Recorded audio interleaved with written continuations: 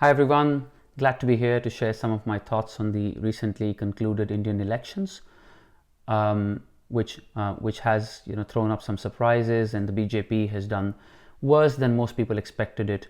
I think they've won around 242 seats or something from memory, well short of that majority mark, and well short of what the media and others and most people were expecting. Now, I wanted to share a few thoughts on why I think this has happened and why it's perhaps not as surprising that it has happened. So I've got 5 or 6 things that I'd like to talk about in the next 15 minutes or so, 15 to 20 minutes, and hopefully you find these interesting and quite unique. So the first thing is, and this one's probably something that's been talked about already in the media post the elections, is the miscommunication and the lack of proper messaging. So the Char So Par slogan, so the 400 plus seats rallying cry that the BJP and the Prime Minister gave, I don't think has worked. In fact, it's misfired. It's misfired in two ways. One is that obviously the opposition latched onto it and said that the BJP has sinister motives, because apparently they were being accused of wanting to tamper with the constitution and reservations, which obviously are very emotive issues in India. And the Prime Minister and the Home Minister had to repeatedly come onto television during their interviews, especially I think after the second and the third phase, clarifying that this is not what they have in mind. And as a matter of fact, they already had enough parliamentary strength to do this sort of stuff if that's what they wanted to do.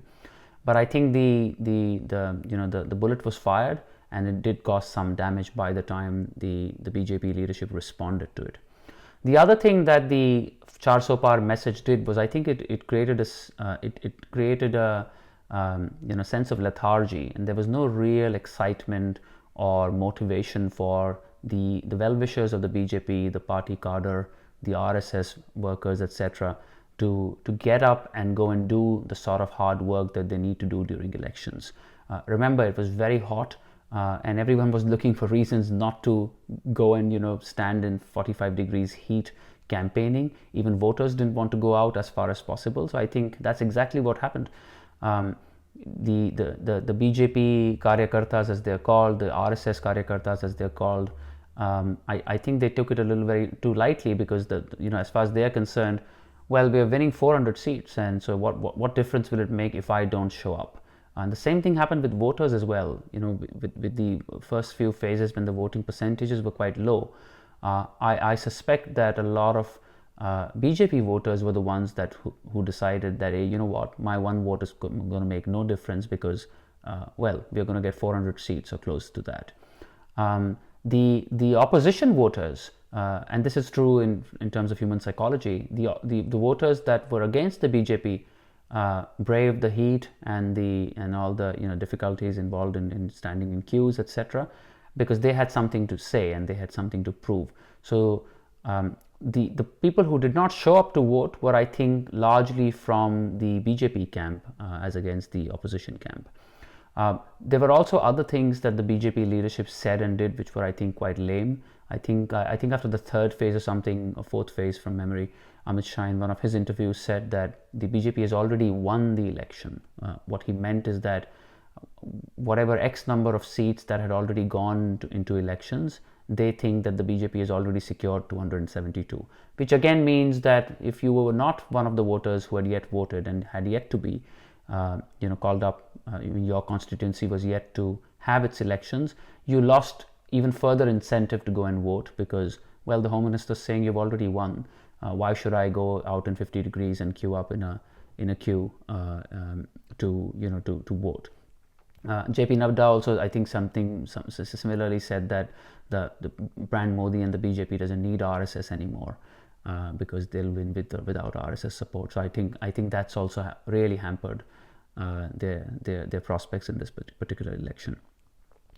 The second issue, which I've been talking about this even previously, I've written about it, is this importation of non-BJP candidates. There are so many people who the BJP gave tickets and also allied with in certain cases. I'll come to that in a second.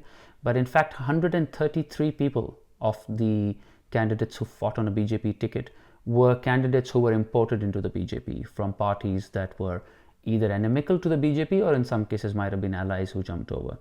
Now this does a lot of morale damage to people who've been working for the party, because they see that they've been superseded by someone who was essentially their enemy in many cases, just for the sake of winnability or some sort of political calculation.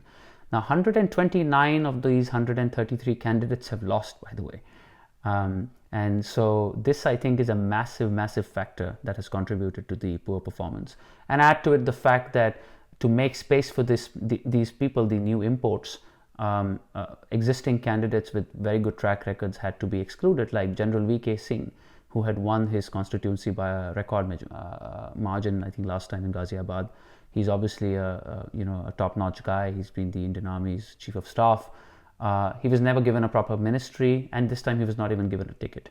And some random guy, I think Lallan Singh or someone who was essentially a disgruntled person from a different party, but commanded some minority, not a religious minority, but some sort of caste minority vote, was given the ticket, and guess what? He lost.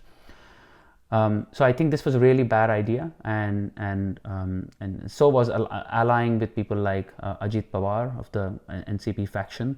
I don't think the BJP had anything to gain from allying with them. I don't think any of the NCP, Sharad Pawar, erstwhile NCP voters moved with him, or very few did. And in fact, I think some of the swing voters who were either disposed towards, favorably disposed to voting towards BJP, or were already BJP voters, I think they actually got disgruntled and voted against the Ajit Pawar candidate. Because again, if you've got an Ajit Pawar candidate on the ticket, which is essentially a Congress candidate, and then you've got the actual Congress candidate as well, so the Indian National Congress, well, why would you choose the Ajit Pawar Congress? It's like a cheap China-made version of the Congress. So at least you go and elect the real deal, which is exactly what happened, because the Congress has actually done pretty well in Maharashtra and Rajasthan. So I think this was a huge factor. A third one, and this might be a little surprising for some of you, is that I think the dependence on Vikas as the overarching narrative, so on progress, was misplaced. And I'll tell you why. Firstly, India does not elect people on the basis of performance. It has never happened. People have tried in the past. I think someone has said this very elegantly in the past, that progress is a necessary but not a sufficient condition. I think Modi and the BJP have shot themselves in the foot by repeatedly talking about progress or Vikas, and forcing people to judge them on the basis of the so-called progress that the country has made. Now, as a intellectual or as a commentator, I think it's a different matter. I mean, of course, I would like the country to progress, but that's not how people vote. The other thing is that I don't think we've made the sort of progress that the Prime Minister and the leadership were talking about. I don't think India is any remarkably better, at least from a day-to-day living perspective. I was recently in India, and I feel things have actually gone backwards in many cases and many places, especially from a day-to-day livability perspective. And this is where it becomes very complex, because you see, the central government in India, the sort of stuff that they do for Vikas often has nothing to do with what touches your day-to-day life as a citizen. Of course, there are exceptions to this, but your local roads, your sewage system, water, power, all of this has nothing to do with the member of parliament that you elect. This is all the state government's job, and the municipal corporations or the Gram Panchayat's job. So it's local and state. In fact, a member of parliament has really no power. They get like 5 crore rupees or something, which is a very small amount as a development fund, which, by the way, they can't even spend themselves. They need to work with the district collector to spend that money. And of course, that's a very small amount of money if you think about a large constituency. Let's say, one of the 6 constituencies in Bombay. I mean, an apartment costs 5 crore rupees. So what they can do is, of course, they can try and work with the local state government leaders and municipal corporation leaders and influence them, but that's not their job, right? That's the state government, municipal legislative assembly member or the corporator's job to do all that sort of stuff. So I think this was a poor choice of narrative, because the Hindutva ideology voters vote for BJP not on the basis of Vikas. They vote on the basis of what the BJP stands for, and many of them continue to stand with the BJP, I think, for this reason. Although even that message has been diluted over time. And as far as the Vikas card is concerned, then you're forcing people to look at their own circumstances and really assess whether their life is any better, tangibly better than what it was a few years ago, and in many cases it's not. And this is exactly what the Congress, by the way, talks about in its own manifesto, where it asks the question of every Indian voter to check whether their life is any better than what it was 5 years ago.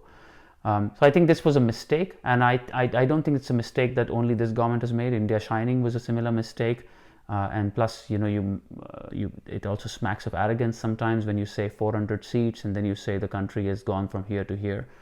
Not that all of these things are not important, but I don't think this is how elections are won in India. And plus, I don't think we are as far ahead on the progress spectrum as people think we are. We are still a very poor, underdeveloped and backward country, unfortunately. The other thing to keep in mind on this whole Vikas conversation is look at a couple of litmus tests. So, when 370 was scrapped, the messaging from the Prime Minister and from the Home Minister and the Parliament was that now there'll be Vikas in Kashmir. Well, guess what? The people of Baramulla elected Sheikh Engineer, who's actually in jail under under AFSPA or some sort of defense related act. They preferred him to even Omar Abdullah, one of their own. So they have rejected this whole idea of 370 and Vikas. They are essentially voting for someone who essentially a separatist. Same thing happened in Punjab with Amritpal Singh, who's he's totally useless. He's not even an effective separatist, let alone be a politician. But he won his own seat. He's also in jail, by the way. So again, these are two data points that kind of prove what I'm saying about Vikas having its limitations in the Indian electoral context. On brand Modi. Now, had BJP won once again, obviously we would be saying something very different. But I think people are tired of listening to Modi. Even I'm tired of listening to Modi. I think his speeches have become very banal, very mundane. I think they're very poorly written in some cases. He talks about himself, that maine ye kiya, maine wo kiya, as if one person does all these things. That's nonsense, even though he might be the key architect of many of those things. And then I also think that some of the messaging around, in some interviews, he talked about there being a divine purpose for his existence, and how he's been sent to serve Mother India, etc. All of that sounds very, very nice to people who have, who have a job and a secure, house and family, and have a lot of spare time to look at social media, because then you're appealing to their better wisdom for the next 20 years, not their here and now. So I think the over dependence on brand Modi, people were saying that on all 543 tickets, the contest is between Modi and the opposition. That has been rejected. People have voted for people based on all sorts of other factors, even where a strong BJP candidate was on the ticket. And a case in point here is the fact that Modi's own popularity has decreased significantly in Varanasi, where I think his margin went from 4 lakh something to 1 lakh, 1.5 lakh votes. That's a huge shift away from even the Prime Minister himself. Now, some of this is also just fatigue and anti-incumbency. People are tired of listening to the same sort of stuff, and I don't think they help their cause by also projecting him continuously as being the sort of savior, pseudo god-like figure who's been sent with some sort of divine purpose. So I think that's understandable, and I think that I'm not sure what the BJP could have done about it, but I think it's contributed to the lack of performance. The fifth one is on the other side. If you look at the Congress's manifesto, the Congress manifesto was full of populist promises. They promised to fill 30 lakh government jobs that are vacant. They wanted to bring back the old pension scheme, which is of course political, or not political, economic suicide, but who cares? They also promised to legislate minimum support price, or MSP, and give a legal guarantee, and essentially the exact opposite of what the farm laws were supposed to achieve. They promised the reversal of the Agnipath and the Agniveer program, which was essentially an effort to reform recruitment into the armed services, because that's a huge cost base. And of course, they managed to consolidate the Muslim vote in their favor, which they usually do. And that's, I think, one of the big reasons why a lot of the weaker sections of society, I'm not talking about the minorities, I'm talking about Dalits, etc., actually did not support the BJP in this election. And in certain seats, there are some shocking results where the BJP tried its caste arithmetic but has failed. And it also did some very stupid things. Like, for example, I think the BJP gave some sort of Padma award to Mulayam Singh Yadav. I'm not sure what his contribution to India has been to deserve a Padma award, but I think the political calculation there was that the Yadav vote would come to the BJP. They also appointed Mohan Yadav as the Chief Minister of Madhya Pradesh. Madhya Pradesh performance has nothing to do with the Yadav vote. That was just Shivraj Singh Chauhan's historical performance there, and the legacy. And RSS is of course very strong there as well. But what's happened in Uttar Pradesh is that neither did you get the Yadav vote, and nor were you able to hang on to the other OBC vote, much of which I think has been swayed away by all these populist promises that the Congress and their allies have made. And then the last thing, which is very important, is that the BJP has made so many broken promises, or has broken so many of the promises it made, I should rather say. If you remember, when the BJP came to power, they talked about black money, Swiss bank accounts, they talked about how all the Congress leaders are corrupt.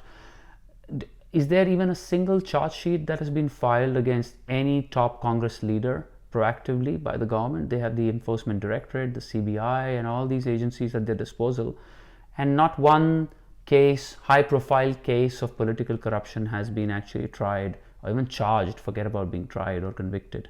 And add to it the fact that, I don't think it was great for optics for someone like Arvind Kejriwal to be in jail during or around the elections, because if the ED and other departments are so good at what they do, what happened to Sonia Gandhi and Sharad Pawar and all these beacons of corruption? And these were claims that the BJP leadership had made. I'm not saying this. So either they were lying then or they are lying now. So I don't think the BJP has done very well in this apparent, it's supposed fight against corruption. Yes, I think they've done all right in terms of not allowing any sort of accusation against themselves, but I don't think they've done any good work in rooting out corruption or prosecuting those that have indulged in corruption in the past. And on the Hindutva side as well, I'm very thankful that 370 is done and CAA is implemented. The CAA was never going to be a vote getter. The people who benefit from the CAA are not Indian citizens, so certainly not in this election. And I don't think at a local level anyone really cares whether some Sindhi or Punjabi refugee in Delhi actually became a citizen or not. I think that's it was a national priority for us to correct a wrong, which has been done, and I appreciate that, but it was never going to yield any electoral sort of dividends, in my opinion.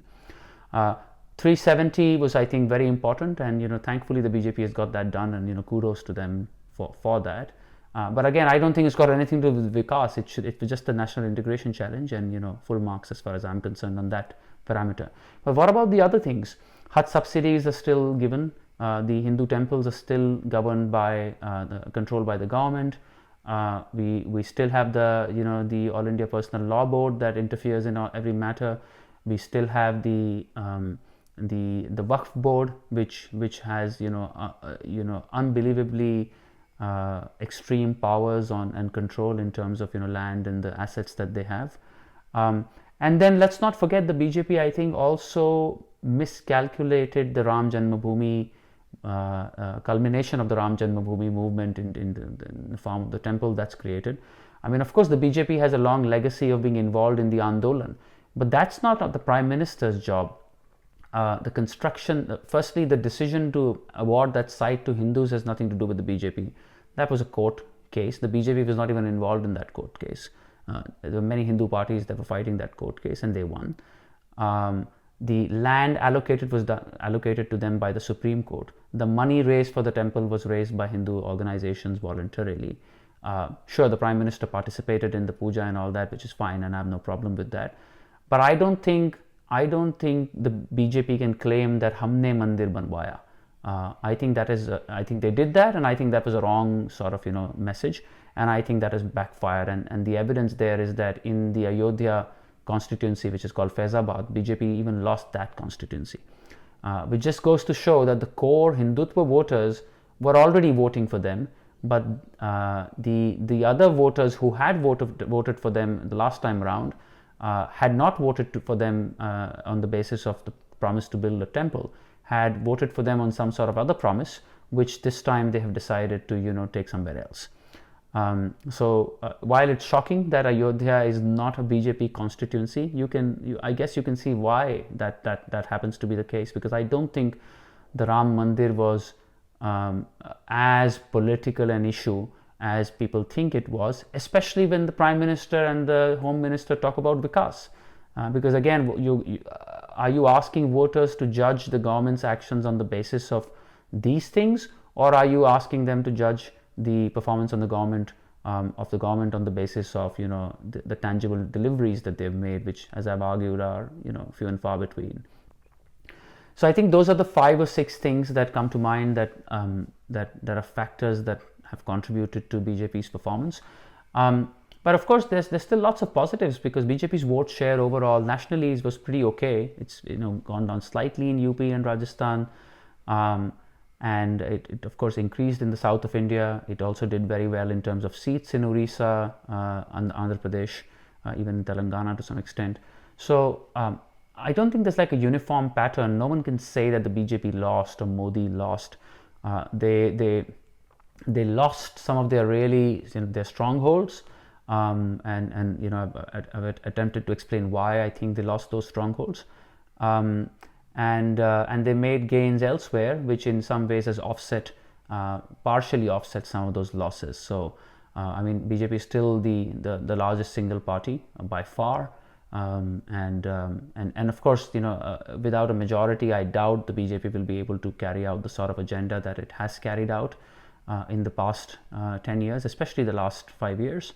And I don't think critical national interest programs like the Uniform Civil Code or the judicial reform movement, judicial reforms bill, or the simultaneous elections as a national debate, I don't think they're going to venture in this direction. And my suspicion is that if they don't venture in that direction, and again just focus on performance, there's no way they can win again, because they've gone from 303 to 242 on the basis of performance, and now they will have the politics of the coalition politics to deal with. They can't do any better this time around than they did the last time around. So the only way I think they can continue to hold their vote base and their vote share is to deliver highly nationalistic and sentimental. Deliver on highly nationalistic and sentimental issues, but that will be hard, because now you've got secular coalition partners, and you know what the word secular means in this particular context. So it is what it is. It's a third term. It's going to be a weaker government. A lot was achieved on the national agenda. I don't think a lot was achieved on the economic agenda. But the country, India, is a very resilient country. It just continues to very slowly progress, and in my opinion, India progresses in spite of the government, not because of the government. And this applies to any government, given the complex nature of our society and our public policy system. So yeah, I hope you found some resonance with these observations, and maybe there were a few controversial ones in there. Maybe there were a few that you agreed with or did not. Please let me know what your thoughts were. But thank you so much for joining in.